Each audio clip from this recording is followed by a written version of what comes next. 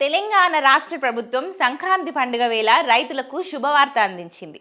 సన్న వడ్లు సాగు చేసిన రైతులకు ప్రకటించిన క్వింటాకు 500 రూపాయల బోనస్ నిధులను ప్రభుత్వం విడుదల చేసింది. ఈ మేరకు పౌర సరఫరాల శాఖ తాజాగా 500 కోట్ల రూపాయలను మంజూరు చేస్తూ ఉత్తర్వులు జారీ చేసింది. రాష్ట్ర వ్యాప్తంగా వానకాలం సీజన్లో సన్న రకం వడ్లు పండించిన రైతులకు కనీస మద్దతు ధరతో పాటుగా అదనంగా బోనస్ ఇస్తామని ప్రభుత్వం హామీ ఇచ్చింది.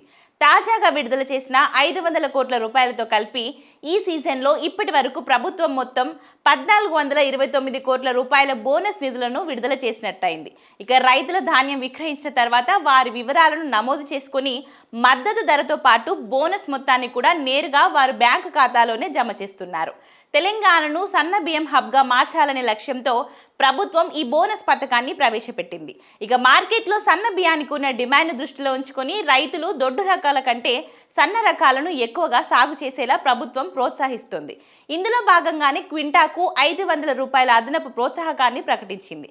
రైతులు దళారుల చేతిలో మోసపోకుండా ఉండేందుకు గ్రామంలోనే ఐకేపీ సహకార సంఘాల ద్వారా కొనుగోలు కేంద్రాలను ఏర్పాటు చేశారు. ఇక్కడ ధాన్యం పోసిన కొద్ది రోజుల్లోనే నిధులు విడుదలయ్యేలా పౌర సరఫరాల శాఖ చర్యలు చేపట్టింది. ఇక ఇప్పటికే చాలా మంది రైతుల ఖాతాల్లోకి ధాన్యం డబ్బులు జమ కాగా 1 లేదా 2 రోజుల్లో రైతుల ఖాతాల్లోకి ఈ నిధులు కూడా జమ అయ్యే అవకాశం ఉంది.